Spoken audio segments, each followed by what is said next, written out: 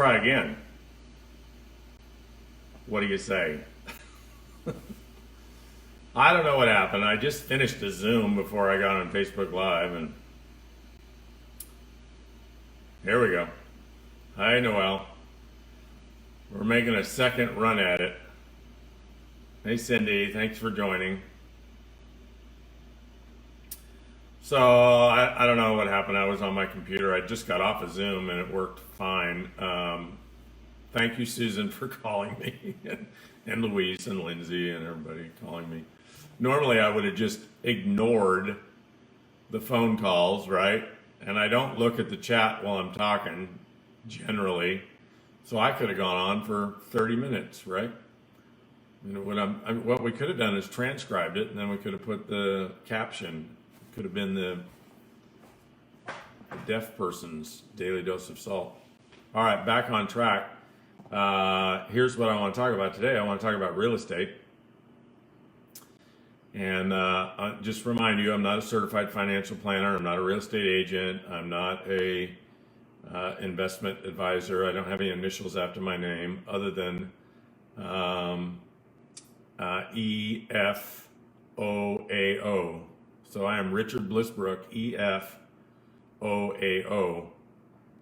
Oh, and what is that designation? Epic fail over and over again. Over and over, something like that. Epic fail in real estate, and I have also made millions in real estate. But failed more than I have succeeded in real estate. And so I'm going to just share perspective and experience, right? And just some ideas. So first of all, I want to talk about real estate as compared to the stock market and why you might want to consider real estate as a way to build wealth. And the simple reason is real estate appreciates on average over the long haul about the same as the stock market. They both do about 8 to 10% long term. But of course, it all depends on when you decide you want to sell your stocks or you want to sell your property. So when I say 8 to 10% over the long haul, I mean, that's like this, right? So that's why everybody will tell you if you want to make money in the stock market and real estate, you have to be an investor, which means you have to buy and hold, not be a trader, which is trying to figure out, oh, when do I sell? Oh, it just went down, so I need to sell, right? So, you know, an example in the stock market is I bought Tesla about 6 months ago. And why did I buy Tesla? Not because Tesla makes a lot of money or it's a great stock.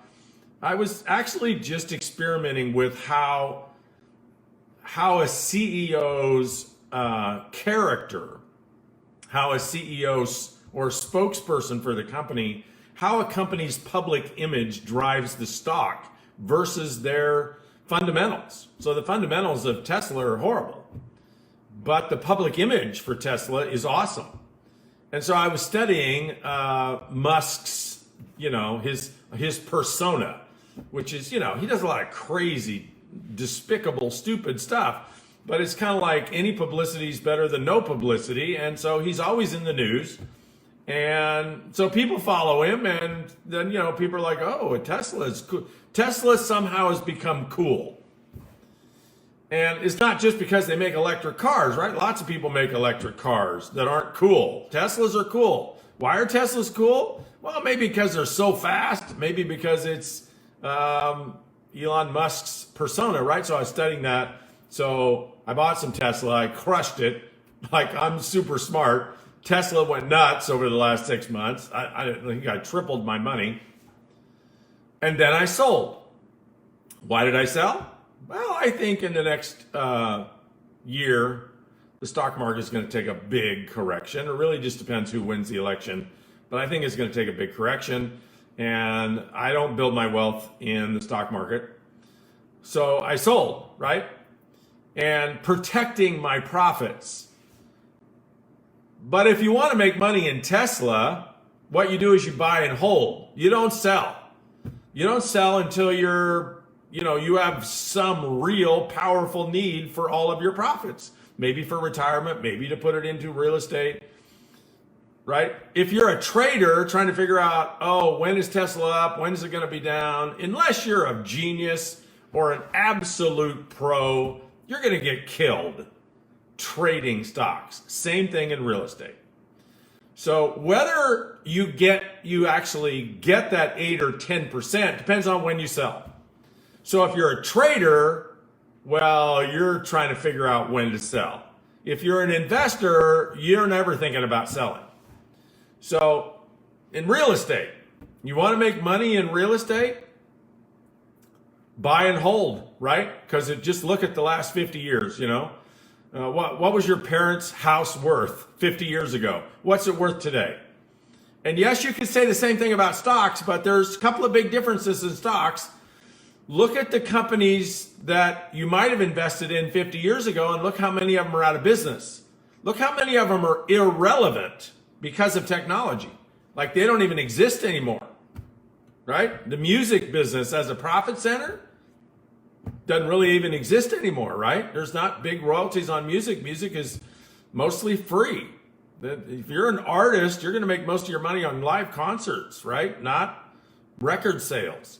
Then you want to spin into movies and endorsements for brands, not, what you used to get on records, because records don't exist anymore. So you want to look at all those industries in the last 50 years that are gone.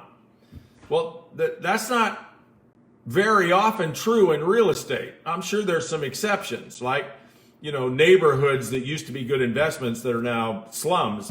That's true, but generally in real estate, you buy and hold, you're going to 5 or 10x your money, right? Because they don't make any more real estate, and real estate doesn't go out of business or out of favor long term. But here's the real advantage to real estate. You can buy a $500,000 property for 50 grand. You got 50 grand, you can leverage $500,000 worth of value in real estate. So how do you get 50 grand? Well, we've been talking about that over the last 3 or 4 financial IQ episodes. So go back and look at those if you haven't seen them. That'll show you how to get 50 grand. And, it might be a garage sale. It might be, selling something you don't use. It might be a gig thing, make some extra money and save it. It might take you 4 or 5 years 7 years to build up $50,000, but you can do it. And those 4, 5, 6, 7 years are going to happen anyway. So either have $50,000 to invest 5 years from now, or you don't. The time's going to happen anyway, right? So you get 50 grand, you invest in, let's say you invest in a rental home. Now the 10%, we'll just use 10% as the appreciation. The 10% that you're appreciating is on the $500,000. You want to get $500,000 worth of 10% appreciation in the stock market. How much money do you have to invest in those stocks to get 10% of 500,000? 500,000. You have to invest $500,000 to make 50 grand a year in the stock market. Think about that. So if you invest $50,000 in a rental home that costs $500,000 and the rental home goes up 10% a year or 8% a year or 5% a year, let's take 5% a year. You're making $25,000 in equity, in wealth, on a $50,000 investment. That's a 50% annual return on your money. You want to get a 5% return on $500,000? You got to invest $500,000 in the stock market to make $25,000 a year. You see the difference? It's crazy, the difference. And yet almost everybody just puts their 401k in the stock market. And I'm not saying that's a bad idea. You can catch a stock that, goes crazy. But that's kind of like, recruiting and network marketing. You got to invest in 10 stocks, maybe 20 stocks to have one of them go nuts. And the rest of them, you're either going to break even, make 5%, or lose all your money in those stocks. So the stock market is actually one of the biggest Ponzi scheme on the planet because, stocks do not go up unless there is a bigger demand for the stock than there is a supply. That is the only way stocks go up. It actually has not much to do with the fundamentals of the company. Just look at the stock market today. It's not the fundamentals of the company. It's not how profitable they are. It's whether or not there are more people that want to buy the stock than want to sell the stock. If there are more buyers than sellers, the price goes up, period. That's the way the stock market works. It's kind of the way a pyramid scheme works.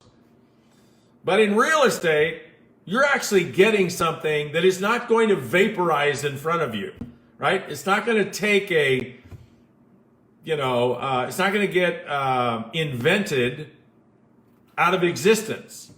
If you own 10 acres somewhere, it may not go up 10% depending on where it is, but it's not going to vanish, right?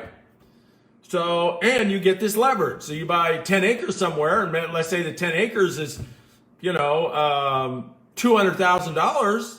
You might be able to buy it with $20,000 cash. Now you're leveraging $200,000 worth of appreciation. So even if you get a 5% a year appreciation on that property, that's 10 grand a year on your $20,000 investment. 50% annual return on your money, right? So there's three kinds of real estate investments that I have experienced. One is where you're investing in real estate as an investment, like it's a business decision. You're going to buy real estate, you're going to hold it for some period of time, let it appreciate. Maybe there's factors like, you're looking in your town and you kind of step back and you look at, well, which way is town growing? Kind of think of it like a wildfire, right? If you look at the wildfires, like this fire that's 20 miles from me, the border on my side of the fire, they've got a good firewall there. They got good bulldozers and they got a couple of highways. It's probably not coming this way, right? But it is going the other way. It's going east into the Sierras. It's going to burn all the way up to the tree line because they're not going to get in there and stop it. They can't. There's no way to get in there. So look at your city the same way, wherever you live. Just step back, look at the last 20 years of your town, and look at where the community has grown. Like where I grew up in Merced, there was like a firewall on the southern border of the town. No growth there. All the growth went north and east. And so if you want to invest in real estate, go ahead of where the growth's going to go. Find something you can afford, even if it's out a ways, like out of the sweet spot, out of where things are happening now, and let the town grow into it. Might take 10 years, but that's how you get that 10%, right? So one way is to invest like that. Another form of real estate that I've experienced is you're buying real estate not for the appreciation, but for the appreciation. Like, for example, I have bought neighboring properties here at this ranch. I bought, I think, 100 acres from my mom over the last 15 years. And then I bought 100 acres from a neighbor. And was that a good investment? Well, there's been times when it was a good investment, like it almost tripled at some point. But this is not high demand real estate up here. It's remote. There's no power. It's susceptible to fire. It is not like really attractive real estate, but I didn't buy it as an investment. I bought it because I appreciate it. Like, I love this topography. I love the oak trees, the pine trees. I love the grass. I love the giant granite formations. I love the hills and the valleys. And I grew up here, right? So one form of real estate investment is buying stuff that you love, buying stuff that you enjoy. Like, you might buy a cabin in the woods, right? Is it a great investment? Is it going to go up 10% a year? Maybe not, but do you love it? Does it give you high quality of life? Because that's what investments are all about, right? High quality of life. So maybe you buy something in real estate just because you enjoy it. Like a great example that I'm constantly reminded of, because all my high school buddies, they live about 30 minutes, 40 minutes away down in the San Joaquin Valley. And what's happened in the San Joaquin Valley in the last 35 years, while I've been making a lot of money and investing a lot of money and investing a lot of it in real estate, and specifically investing a lot of money in this ranch, if I would have put that same money, not in property that I enjoy, but in an investment, I wouldn't have bought any of my mom's ranch. I wouldn't have bought the neighbor's ranch. I would have put all that money into raw land down in the valley, and I would have planted almond trees or pistachio trees. And so you buy, 40 acres up here in the foothills, and you better just enjoy it, because it's not going to produce any income for you. You can't plant it with anything. There's not enough water up here for, commercial farming of any kind.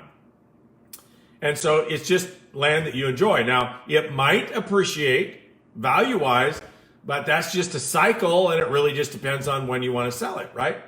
But if I had invested the same amount of money in 40 acres of farmland, which would not have been an appreciation investment, but a business investment, 40 acres of farmland that you plant almond trees in, where maybe you invested 35 years ago, maybe you invested $100,000. Maybe you invested $200,000. Let's say $200,000 35 years ago in 40 acres of farmland and planted it with almond trees. Those almond trees for 25, 30 years would make you $100,000 a year net after all your expenses of farming them. You'd make a 50% annual return on the same investment. What annual return do I get on ranch land? Nothing. In fact, you buy it and you keep putting money into it, right? You got to keep fixing stuff and digging fire breaks and fixing the fences and, all that kind of, it's just an expense, right? But you put the same amount of money in farmland, even 40 acres, make you $100,000 a year in almonds or pistachios. Almonds will pay you for 25 or 30 years, then you gotta replant the trees. Pistachios will pay you for almost 100 years. You put $200,000 in pistachios, 40 acres, they'll pay you for 100 years before you have to replace the trees. Pecans too. We have an old pecan tree on the ranch down here. It's huge. I mean, it's like 10 times bigger than any pecan tree I've seen in an orchard, and it's probably 120 years old. Still has pecans on it. So those are investments, right? So you can invest in farmland, you can invest in apartments, you can invest in rental real estate, and the magic there is you're getting to leverage, either 5 to 10 times your money. If you put a 10% down payment in, you're getting to leverage 10% or 10 times your money. If you put a 20% down payment, you're getting to leverage 5 times your money. And so those kind of investments, what you look to do is, what can I buy, farmland, apartments, a rental home, where when I'm financing the rest of it, so let's say I buy a $200,000 rental home, I put 10% down, so I owe $190,000. My payment on that, might be $1,500 a month. So now I need a renter in there that'll pay me rent for the $1,500 a month. Now I own $200,000 of real estate that might be appreciating at 5% a year. That's 20 grand a year, and I'm not out of pocket anything. The renter is making my payment. That's how people get wealthy. Now, how do you play the long game in real estate? Well, you buy a $200,000 piece of property, a rental home. You get a renter in it. They make all the payments, right? You're making, let's say just at 5%, you're making 10 grand a year in equity, and you already got 20 grand of equity in it in your down payment. So, after you've owned it 3 years, you got 30 grand, 4 years, 40 grand, right? So 10 years later, you have $100,000 worth of equity in that property, just at appreciating at 5%. Now, what do? You trade that property for $1 million property. So you go from a $200,000 real estate top line value that you're getting appreciation on, you flip that into $1 million property. And of course you can baby step, right? You can go from 200,000 to 500,000, 5 to 7, 7 to $1 million. But that's how you play the game. You let what you own appreciate, which is now wealth that you have. That's equity you own. And then you use that equity as the down payment to leverage even more real estate. So if you think about people doing that generation to generation to generation, that's how the rich get richer, folks. Simple as that. And you can start by buying a $100,000 home. You know, I know people that buy like $70,000, $80,000 homes. In some parts of America, you can still do that. And, you know, they put $5,000 down. And sometimes the owner of those homes will carry the paper. You get a renter in there to make the payment. And you just let it ride 5, 6, 7, 10 years. Then flip it into better real estate. Right? And the third, and I think the best investment in real estate is our own primary home. And here's why our own primary home is the best investment. Because we're going to make the payment anyway, right? That's where we live. So we are the renter. We're the person who's making the payment because we need a place to live. So if you want to build wealth, you could think strategically about, okay, I have to have a place to live anyway. So how about I live in the best appreciating market that I can enjoy, right? So there's a balance between your desire to build wealth and what you enjoy. So, you know, for example, for me, like I would not buy a home in New York City that appreciated at 10 or 15% a year as my primary residence, because I don't want to live in New York City. My desire for wealth is not as great as where I live. So that's just me personally, right? So if you're, especially if you're young, right? If you're in your 20s or something, you know, you might think, hey, maybe for the next 20 or 30 years, I live in high appreciating markets that maybe I don't particularly love. Maybe I live there so that I can build wealth so I can live wherever I want. Does that make sense? So, you know, it's just a perspective. And of course, you know, somebody say, well, what about your jobs, right? Okay, well, you know, jobs are great. And yeah, you got to have a good job. But is job the way you're going to get wealthy? I mean, can you make this kind of money in a job? This kind of compounding, this kind of leverage? Can you make $20 or $30 or $40,000 a year doing nothing in a job? Mostly my experience with jobs are they're going to pay your bills. And so you could live in a low appreciating place, let's say the Midwest, and your real estate's not going to appreciate as fast, perhaps, but you're also not going to make as much money, apples to apples job in the Midwest. And I know there's exceptions, right? You could be in Chicago or Kansas City and, you know, maybe there's competitive incomes there. But if you choose to live in a high appreciating real estate market, you're probably going to find a job that pays you commensurate with living there. Does that make sense? And so let's say you're going to do that. Okay. Let's say you're going to be strategic about where you live so that you can build wealth in your home. So what's the smart way to do that? You probably all heard this before. Find the cheapest home in the most expensive area that you can afford, right? So let's say there's a particular development and the average price of the homes is $500,000, and there's a few in there that are $700,000, $800,000, $900,000. The reason there's a few in there that are $700,000, $800,000, $900,000 is the people that live there, they wanted to have the nicest home in the neighborhood, right? So they made probably an ego-based decision Oh, I'm going to have a pool, and I'm going to have this, and I'm going to have the nicest home in the neighborhood. Except what they forgot is their home's going to appreciate the least in the neighborhood, because their home's going to tend to be pulled down to the average. And if you buy the cheapest home in the neighborhood, your home's going to tend to be pulled up to the average.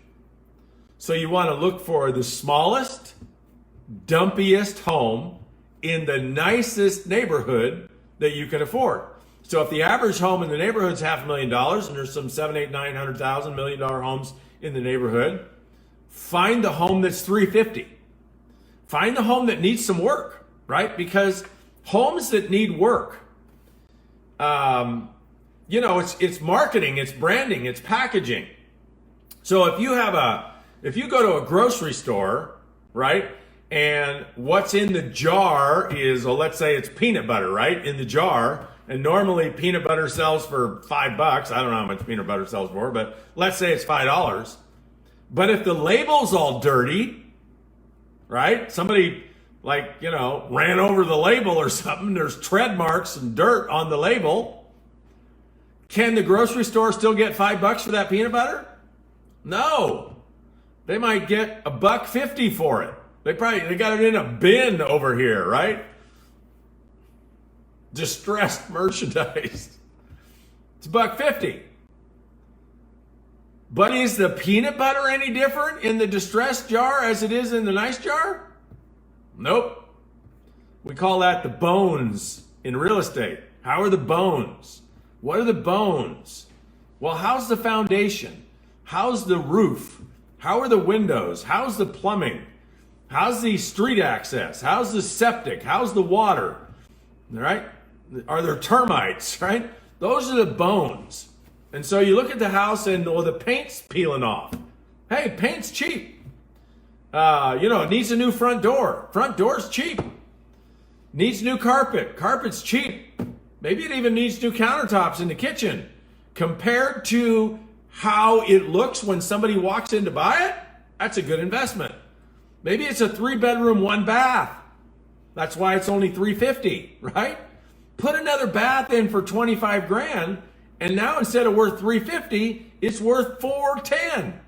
So you invested $25,000 in the bath, and you made $50,000 profit on the bathroom. Why? Because the bathroom's worth more? No, because you're bringing the peanut butter jar up to where we can put it back on the shelf and sell it as an average home in the neighborhood. So it's just packaging, it's dressing it up. And that's a good place for you to invest. So you buy the cheapest house, maybe you do the work yourself. My niece and her husband I don't know when they bought it, maybe a year ago, they bought this thing. They sent me pictures of it in New Jersey. It's like 3 stories. It's a box. And I mean, it looked like something built in the 1850s. I mean, just like a horrible piece of junk. Like, I don't even think I'd want to walk in it. Like, should have been condemned. That's what it looked like in the pictures. But there was somebody living there, right? And they bought it. Why did they buy it? Because they had a vision. They understand real estate investing. They understand the local market. They looked around at other places that used to be like it, that people renovated. And I don't know their numbers, but, let's say they paid $600,000 for the condemned place. And they look around and there's places that are cleaned up, dressed up, that had decent bones that are now worth $1.5 million. So what did they do? They bought this dump and they're doing the work themselves, which is actually bringing them closer together. I suppose it could cause some divorces, but it's bringing them together. They're having fun and they're going to move into it in November. And she sent me pictures the other day. It looks like a brand new home. 3-story, whatever, 3,000 square foot, whatever you call them in New Jersey. Put some plants and flowers around the outside, new paint, new windows, new doors. And they had to go in and do a bunch of structural stuff. The bones were kind of iffy, but they're probably going to make $500,000, $600,000, $700,000 as soon as they move into it. Why? Because it was over in the bin with tire marks on it. And nobody wanted it. People looked at it and go, oh, we can't live there. Well, what about remodeling? Oh, we don't have time for that. We don't know how to do that, right? We don't want to, it's not our jam to remodel something. That's what keeps a place like that over in the distressed bin. So what do you want to look for your own home? Maybe. I'm not saying you should do this. I'm just saying it's an option. Find the cheapest distressed place in the nicest neighborhood you can afford. So it might be a $100,000 home where the average is 200. It might be $1 million home where the average is 1.5. And let the average suck your property along with your improvements, suck it up to the average. And now you're getting the average top line value appreciation. So if you brought your place up to $500,000 and places are appreciating at 10% long term in that neighborhood, that's $50,000 a year that you're earning. Just add it to your net worth, 50 grand a year. Where else can you do that, folks? I mean, to do that in earned income, you'd have to make $200,000 a year. After taxes, you end up with maybe $120,000 a year. After living expenses, I mean, you'd have to live on 60 grand a year to have an extra 500,000 or 50,000 a year. So you'd be making $200,000 a year and be living on 50 or 60 grand. And how long would you have to do that? Long time. So real estate investing, always been my favorite. So I'll tell you a couple stories, winners and losers, and then we'll get out of here, right? So I always tended to invest in residential or ranch real estate just because I liked it and I understood it. But I don't even remember when this was. Let's say it was 15 years ago. I bought a commercial building in Coeur d'Alene, Idaho for $4 million. And this was in a brand new, very attractive development in Coeur d'Alene. First time ever Coeur d'Alene ever developed a recreation, residential, and light commercial development. It was right on the river. The bike path went for like 50 miles along the river. Beautiful homes and condos overlooking the lake and the river, right on the main thoroughfare into town.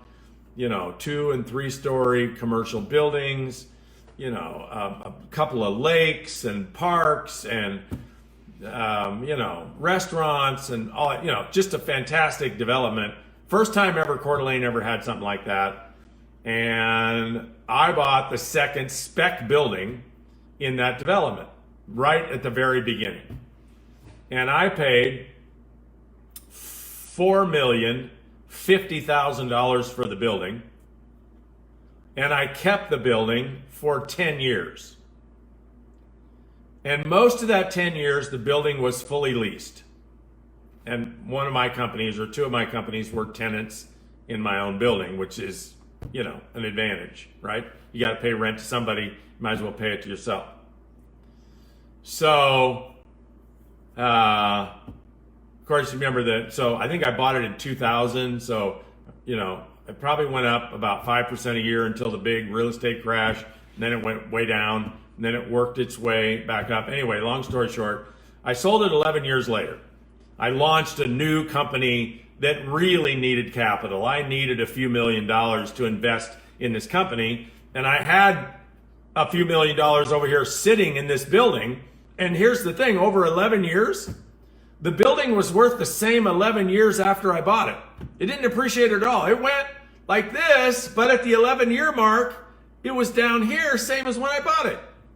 But I had all this equity in the building, and I had this business over here that I could have ramped up if I had the equity, right? So I sold it and put it in the business, which was a very good move. But here's the point. I tied up $1 million cash. That was the down payment. In a $4 million building for 11 years, I sold it for $4,150,000 minus $165,000 real estate fee. Right? So Not a good investment. But I made a couple other good investments. You know, I bought a little house on the lake for $700,000 and lived in it and loved it and enjoyed it for 10 years and, you know, doubled my money on it. Sold it for like $1.5 million 10 years later, and then rolled that into, you know, other real estate. I bought a piece of property in Carmel, a condo in Carmel, California for $700,000. Sold it 5 years later for $1.5 million. Right, just happened to catch it right. So some wins and some big losses. The other big loss I'll tell you about some other time. But so I know that went longer than it's supposed to go. That is my rant and rave about real estate. I hope you got some insight. I hope you got some inspiration to make some extra money and start looking at either investments in real estate, or maybe think differently about where you live and what you live in, or maybe think about, hey, I've got some money I want to invest, and what I want to do is invest like Richard's Ranch, right? It's not appreciating and it doesn't produce any income. I wish I had 1,000 almond trees here.